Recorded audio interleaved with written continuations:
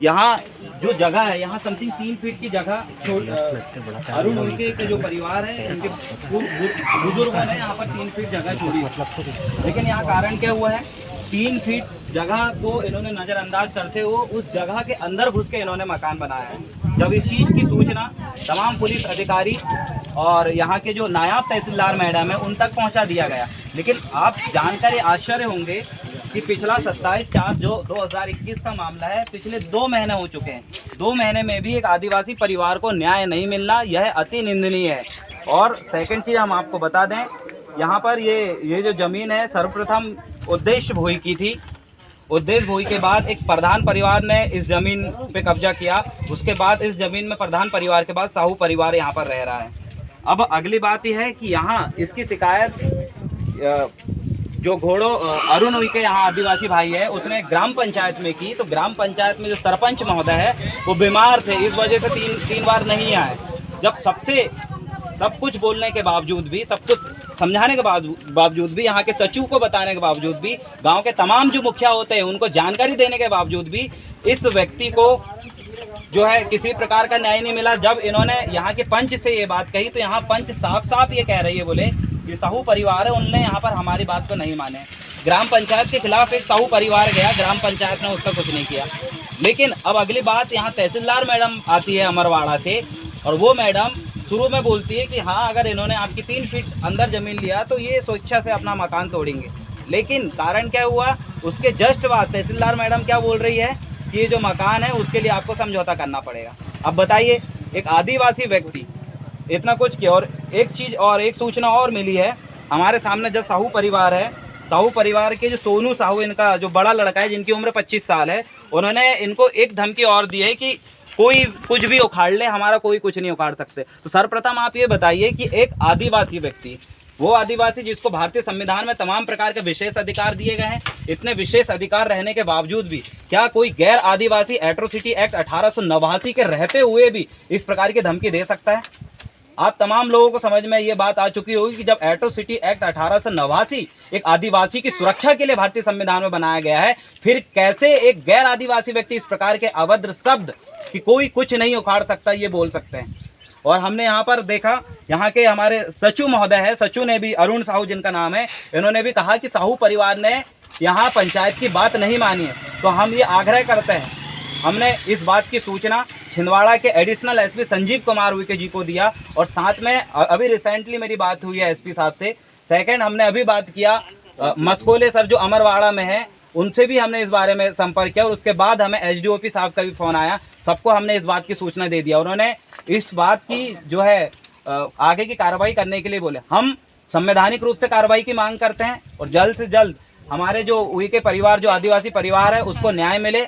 हम ये निवेदन करते हैं, अगर न्याय नहीं मिलता है तो ग्राम पंचायत की इन्होंने बात नहीं माना है, हम तो इनके खिलाफ किसी प्रकार से है ही नहीं।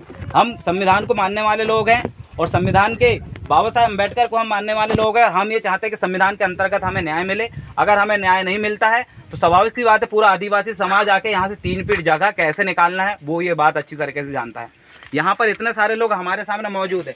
मैं तमाम आदिवासी भाइयों से ये कहना चाहता हूँ, तमाम आदिवासी भाइयों से मैं कहना चाहता हूँ कि आप जहाँ पर भी हो, आप गाँव में रहते हो, शहर में रहते हो, कहीं पर भी रहते हो, आपको एक चीज़ हमेशा याद रखना, अगर आपके साथ गलत होता है तो भाई दूसरा भाई तो खड़ा हो जाए उसके साथ आके। यहाँ पर कहाँ उइके जी किधर है? जी है। अब बताइए, इस गांव के कौन कौन आदिवासी है?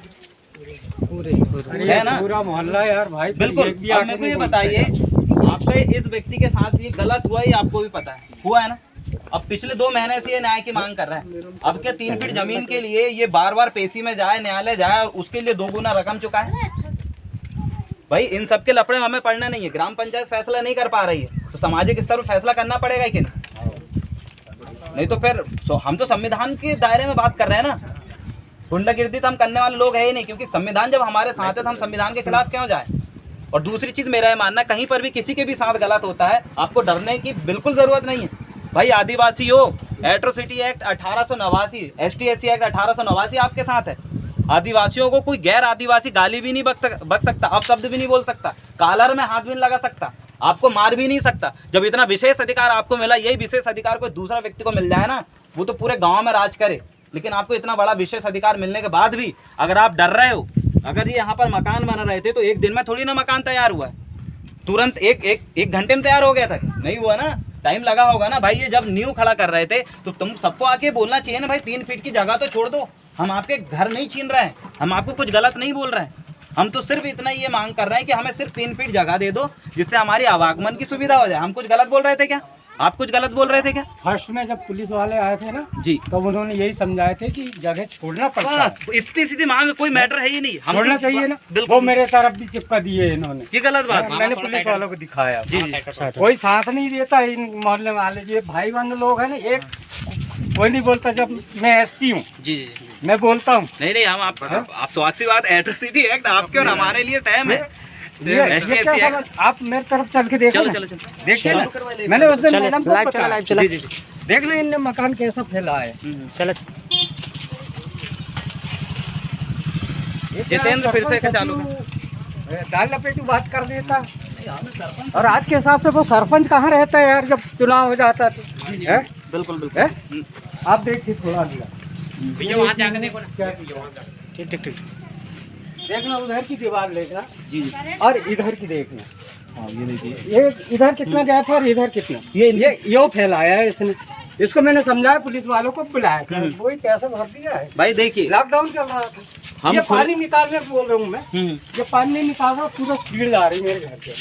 बताइए, इस वीडियो के माध्यम से और तमाम लोगों को हम ये खुली चेतावनी देना चाहते हैं, कोई नहीं बोलते भाई। शासन प्रशासन अगर इस मकान को नहीं तोड़ती है तो मजबूरी में हमें पूरा एसटी और एससी समाज आके हम यहाँ पर कैसे न्याय करना है इस बात को हम अच्छे से जानते हैं। उसके लिए चाहे मकान क्यों ना तोड़ना पड़े, हम वो भी तोड़ेंगे और संवैधानिक तौर पे तोड़ेंगे। और घर के सभी सदस्यों ने ये बात गलत किया, ये बात उनको पता भी है।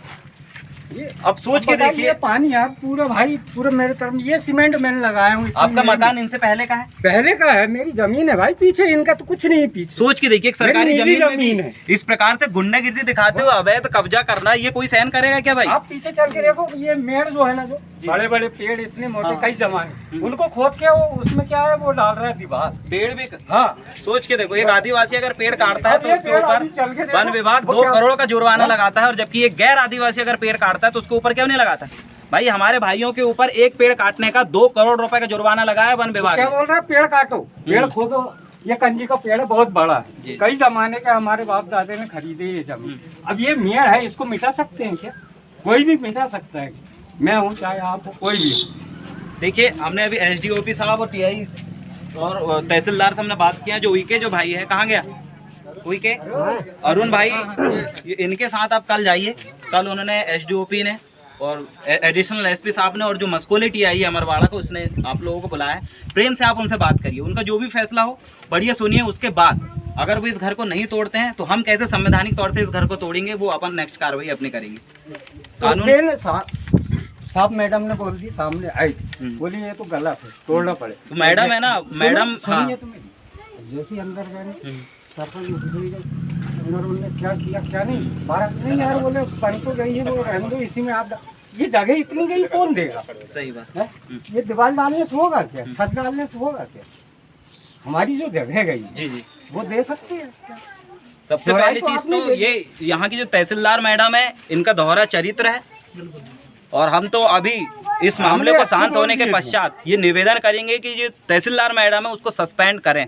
जैसे प्रीति मिश्रा ने आदिवासी भाइयों के साथ गलत व्यवहार किया था और 18 आदिवासियों को गिरफ्तार किया था, और वहीं पर गोंडवाना के तमाम युवाओं ने आंदोलन करके दिन रात वहां धरने में बैठ के 18 में से हमारे 14 आदिवासी भाइयों को अभी कल ही रिहा करवाया है और रिहा हुए हैं। और उसके बाद जल्द ही प्रीति मिश्रा जो टीआई है वो सस्पेंड होने वाली। उसी प्रकार अमरवाड़ा की जो तहसीलदार मैडम है, इनके बहुत सारे घपले हैं। इन्होंने अमरवाड़ा में भी कई प्रकार से ऐसे असंवैधानिक कदम उठाया है, जमीन पैसे लेकर इधर से उधर किया, और अभी भी यहाँ पर भी इनका ये दोहरा फैसला है।